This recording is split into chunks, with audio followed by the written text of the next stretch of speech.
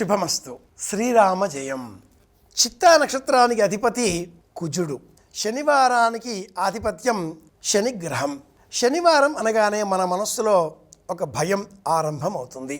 తెలియకుండానే కొంచెం స్తబ్దత, వాయిదా వేద్దామా ఏదైనా పని ఉంటే, శనివారం కదా, శనివార సంబంధంగా వారహోర, శనిహోర, ఈ సమయంలో ఏ పని చేయకూడదు ఇలా అంటూ ఉంటారు. అలా ఎప్పుడూ ఉండదు. నిత్యం మనం చేసే పనులకు వర్జ్యం, దుర్ముహూర్తం, శకునం, వారం ఇలాంటివేవీ కూడా చూడకూడదు. చేసే పనులు 4 రకాలు అని జ్యోతిర్విజ్ఞానం వివరిస్తుంది. నిత్యములు, నైమిత్తికములు, కామ్యకములు, ఇష్టాపూర్తములు అని ఈ పనులు 4 రకాలు. ఇందులో నిత్యములు రోజు చేసేవి. వీటికి ఏ విధమైన వార, వర్జ్య, హోర, దుర్ముహూర్త, యమకంటక, రాహుకాల ఇవేవి చూడకూడదు. మీ నిమిషాలు లెక్క పెట్టుకుంటూ ఉంటే అవతల బస్సు వెళ్ళిపోతుంది, ట్రైన్ వెళ్ళిపోతుంది, విమానం మనకు త్రుటిలో తప్పిపోయే అవకాశం ఉంటుంది. మనం ఆ సమయానికి చేరుకోలేం. నిత్యములు ఇవన్నీ కూడా మనం చెయ్యాలి. కార్యాలయానికి వెళ్ళాలి, పని చెయ్యాలి, మనఃపూర్వకంగా చెయ్యాలి. పరమాత్ముడు 365 రోజులను మనకు అందించినప్పుడు ఇందులో మంచి చెడు అనేవి ఉంటాయా? అన్నీ ఆయన సృష్టే కదా. కురిసే వర్షం ఒక ప్రత్యేకమైన స్థలంలో 7 విత్తనాలు వరుసగా పెట్టి వర్షం కురిసే విధంగా ఏర్పాటు చేస్తే ఆ 7 విత్తనాలపైన సమానంగా ఆ వర్షపు నీరు కురవడంతో 7 సమానమైన కాలంలోనే మొలకెత్తాలి కదా, కానీ మొలకెత్తవు.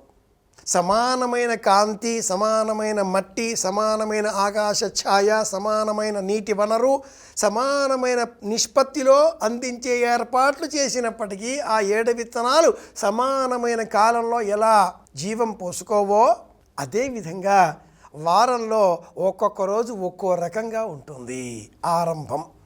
అది గుర్తించిన ప్రాచీన విజ్ఞానం ఆ వారానికి ఒక గ్రహనామంతో ఆధిపత్యాన్ని ఏర్పాటు చేసి ఆదివారం సూర్యుడు, సోమవారం చంద్రుడు, మంగళవారం కుజుడు, బుధవారం గణపతి బుధుడు, అలాగే గురువారం బృహస్పతి గురుగ్రహం దక్షిణామూర్తి, శుక్రవారం అమ్మవారు శుక్రగ్రహం, శనివారం శ్రీ వెంకటేశ్వరుడు శనిగ్రహం ఇలా ఏర్పాటు చేసిన ఈ సంప్రదాయం శనివారం నాడు మందం అన్న పేరిట ఈ బద్ధకం, స్తబ్దత, శనిగ్రహం వల్ల ఇవి రెండే కాదు, ఉద్యోగ అవకాశాలు పెరుగుతాయి, ఆయుష్యాన్ని పెంపొందింపు చేసుకోగలుగుతాం, జీవనోపాయం ఉద్యోగంలో లేక వివాహం చేసుకునే విషయంలో లేక విదేశాలు వెళ్ళాలనే ఉత్సాహాన్ని సాధించాలని పట్టుదలని కూడా శనికారకంగానే మనం పొందగలుగుతాం.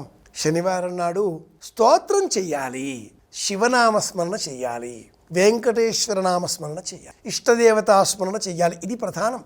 శనిగ్రహంగా వచ్చే దోషాలని కూడా తొలగించుకోవడం కోసం ఆంజనేయ స్వామిని పూజించాలి.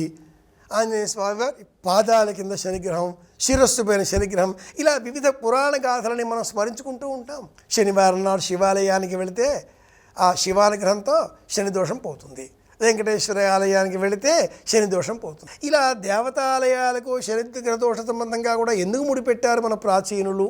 ఒకే కారణం. ఆలయానికి వెళ్ళాలి కాబట్టి ఉదయమే లేచి స్నానాదిగాదులు పూర్తి చేసుకుని ఉదికిన తెల్లని వస్త్రాలు ధరించి మన విశ్వాసాలకు అనుకూలంగా బొట్టు పెట్టుకొని ఆలయానికి వెళ్ళాలి. శరీరమే ఆలయంగా చేసుకోవాలి. అది చాలా పెద్ద సిద్ధాంతం, ఉన్నతమైన సిద్ధాంతం, నిజమే, ప్రమాణం. కానీ అంతకు ముందు మనం ఆలయాలకు వెళ్ళే అలవాటు చేసుకుంటే శరీరమే దేవాలయం అన్న జ్ఞానం కూడా సుబోధకం అవుతుంది.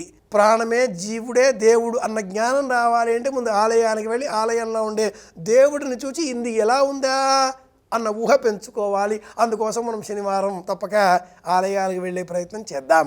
ఆధ్యాత్మిక జ్ఞానాన్ని పెంచుకుందాం. ఆధ్యాత్మికత అంటే దేవుడి ముందు సాగిలపడి నమస్కారాలు చేయడంతో పాటుగా ఆత్మజ్ఞానాన్ని పెంచుకోవడం కూడా. ఆలోచన చేద్దాం. అందరి క్షేమాన్ని కోరుకుందాం. మళ్ళీ కలుసుకుందాం. శుభమస్తు. శ్రీరామ జయం.